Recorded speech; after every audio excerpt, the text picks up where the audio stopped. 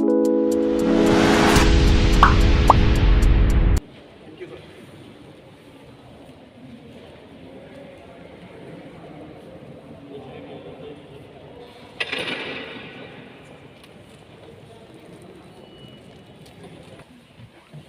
are here to launch National Helpline for Prevention of Atrocity. Social Justice, Ramdas Athavaleji, Honorable Minister for State for Social Justice, Shri Narayana Swamiji, Bharatlal Meena, our Director in the Ministry, and all the representatives from the Dalit organizations and from the media. Right to equality has to be implemented at all costs. The PCR Act, which has been made in 1950, and the Prevention of Atrocities Act, which is made in 1989, which has been substantially revised, revamped, with participation and discussion with all the stakeholders in 2016. They have all brought in a framework for assuring certain basic human rights to everybody, especially the SCs and ST people who have been the object of discrimination across the country.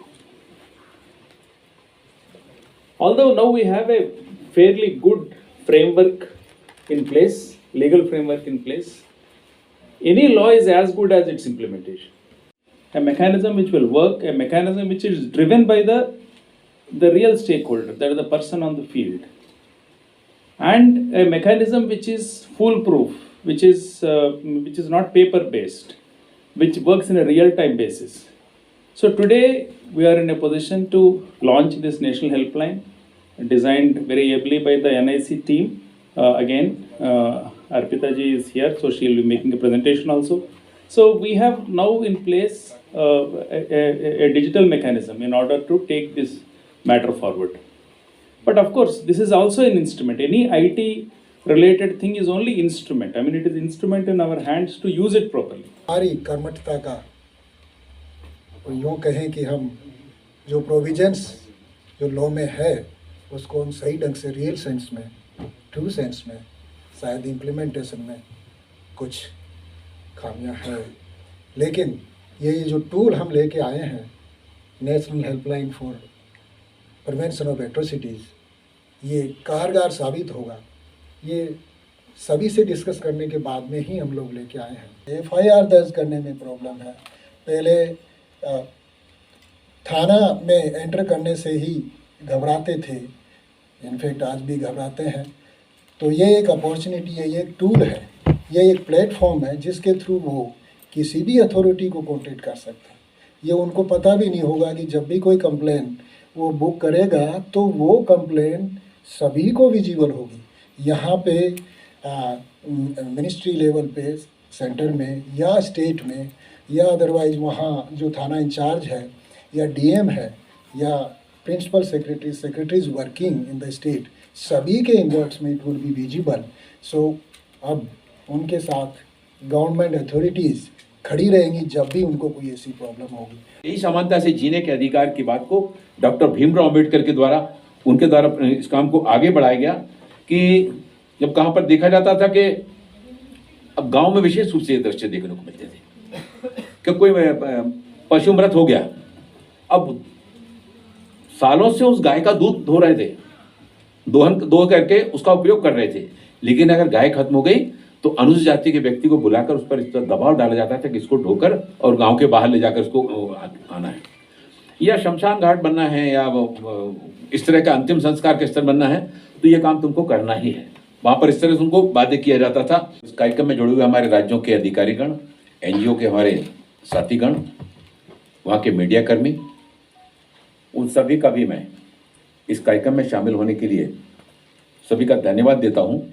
राष्ट्रीय helpline के संबंध में समाज में निचले स्तर तक इसकी जानकारी पहुँच सके, लोग जागरूक हो सकें और इसके बारे में जानकारी लेकर जिनके लिए इसको बनाया जा रहा है, चाहे वो हमारे अनुसूचित जाति वर्ग के हमारे बंधु बहन हों, चाहे हमारे अनुसूचित जनजाति हमारे वर्ग के हमारे बंधु बहन हों, उन तक ये राष्ट्रीय हेल्पलाइन के संबंध में जानकारी उन तक पहुंचे, इसका प्रभावी रूप से भी प्रबंध किया जा रहा है। अनुच्छेद 17 के अंतर्गत ये प्रावधान किया जिसके द्वारा छुआछूत को समाप्त किया गया, और उन्होंने प्रावधान किया गया था तो इसको दंडनीय भी बनाया गया था। मैं तो जब हम अनुसूचित जाति अनुसूचित जनजाति के वर्ग के बंधुओं की हम बात करते हैं तो अस्पृश्यता निवारण के लिए जो सबसे पहला कानून बना 1955 में, और इसके बाद 1976 में इसका नाम बदलकर सिविल अधिकारों का संरक्षण अधिनियम 1955 किया गया। बाद में जैसा कि हमारी अठावली जी ने बताया कि संसद का एक अधिनियम जो संविधान के अनुच्छेद 17 के प्रावधान के तहत आता है, अनुसूचित जाति अनुसूचित जनजाति अत्याचार निवारण अधिनियम 1989 को, और इसको 31/1/1990 में लागू किया गया, जिसका प्रमुख रूप से सोच था कि अनुसूचित जाति और जनजाति के सदस्यों के विरुद्ध अत्याचारों की रोकथाम के लिए इसको आगे बढ़ाया गया था। हम एक ऐसे आदर्श समाज की कल्पना कर रखते हैं, जनजातियों के विरुद्ध अत्याचारों के अपराधों को पूरी तरह से समाप्त करने हेतु ऐसे हमारे प्रयास उनको कैसे प्रभावी रूप से उनको कामयाबी की दिशा में आगे बढ़ाया जाए। जैसा कि हमारे अठावली जी ने बताया कि ये हमारी यात्रा लंबी है, क्योंकि राष्ट्रीय अपराध रिकॉर्ड ब्यूरो गृह मंत्रालय के आंकड़ों के अनुसार अत्याचारों के संबंध में जो संख्याएं जो प्राप्त होती रही हैं, उसके संबंध में हम काफी सजगता से और कदम बढ़ाने के लिए आगे आ रहे हैं।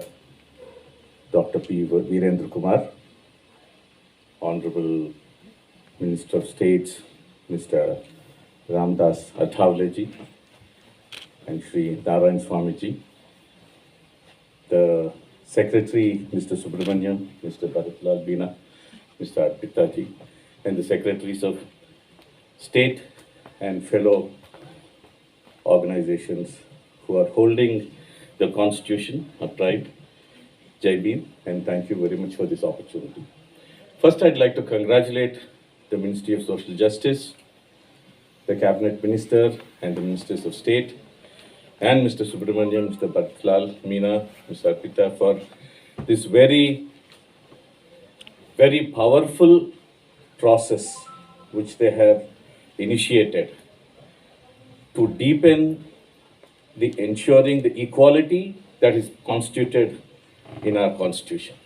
So once again, I think we must really appreciate from all of us that this is really a day.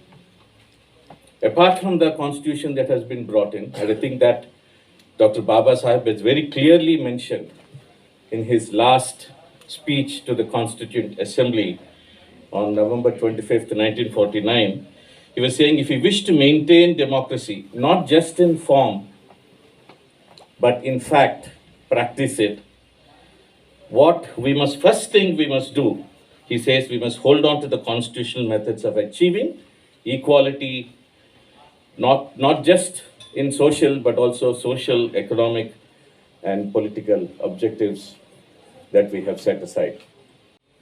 For the communities directly, till now it has been primarily the role of the state has been ensured. But as the Honorable Minister, Mr. Narayan Swami has saying, the atrocities are increasing. In one sense, atrocities are increasing because communities are asserting. Of course, there is still the feelings of untouchability and why the Dalits should be having equality is still an issue, unfortunately. But then the communities who are affected are having more faith in the democracy, and the Constitution said whatever is happening in the society, we will be able to achieve equality. To strengthen this helpline and to see that the scheduled castes and also I'm sure scheduled tribes will also be included in this helpline, that the justice will completely reach them. Congratulations, Jai Bhim, and thank you. तो 1989 में लोकसभा राज्यसभा में सभी party के, सभी जाति के, सभी member of parliament ने मतलब दलित पर अत्याचार को रोकने के लिए एक अच्छा कानून बनना चाहिए, इसके लिए अट्रॉसिटी एक्ट 1989 बना। और ये एक्ट नॉन वेल्यूबल एक्ट है, लेकिन बहुत बार ये नॉन वेल्यूबल कानून होने के बावजूद भी बहुत बार मतलब ऐसे आरोपियों को बेल भी मिलता है, लेकिन माननीय नरेंद्र मोदी जी की सरकार आने के बाद 2018 में इसमें अमेंडमेंट की है 1989 के कानून में,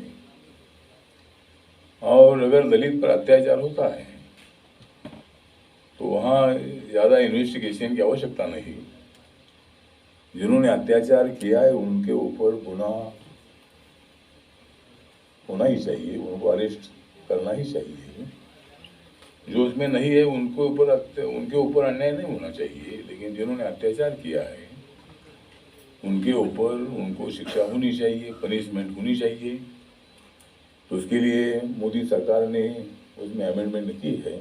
बहुत सारी महिलाएं हमारे पास भी आती है, बहुत सारे लोग हमारे पास जाते हैं और वो बोलते हैं कि भाई पुलिस ने कार्रवाई नहीं की है, लेकिन पुलिस ने कार्रवाई करनी ही चाहिए। और इसीलिए इस हेल्पलाइन का बहुत अच्छा उपयोग होगा।